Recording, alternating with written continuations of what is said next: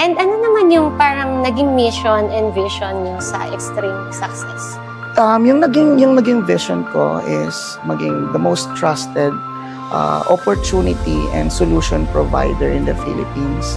Gusto ko na kapag may bagong negosyante, merong mga struggling na business owners, is yung Extreme Success yung pupuntahan nila.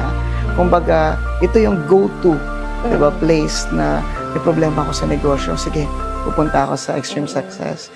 Ganun So, siya. parang ang business mo is, ano na siya, all-in na. All in. Kasama na yung consultation. Consultation, training, mentorship, and then yung technologies, yung services. So, kinumpleto ko na siya. End-to-end solution. Kasi parang yun na yung ginagawa mo. Exactly. Kasi before, parang nakilala kita as more on digitalization lang. Oo. Pero ngayon, one-stop na siya, business solution. Exactly.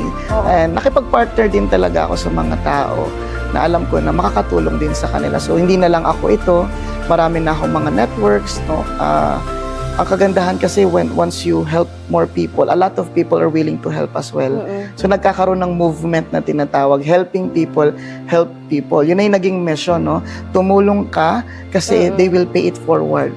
So yung domino effect niya na pag may tinulungan ka, tutulong din yun sa iba.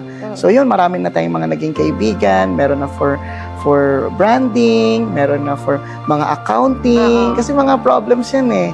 So, i-refer na lang natin sila. Ito, trusted ko din to, dito ka kumuha. Kasi minsan, katulad sa accounting, meron akong kakilala na parang nakita lang nila sa online and then dun sila nagpa-bookkeeping. So, in-scam sila. Oo. So, yung nangyayari sa business nyo is meron din kayong mga contact person na talaga or business partners na pwedeng makatulong dun sa mga negosyante. Correct.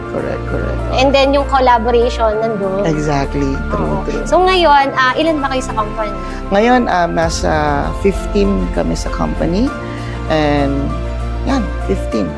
Growing kasi may mga interns din, mga work from home. Yan.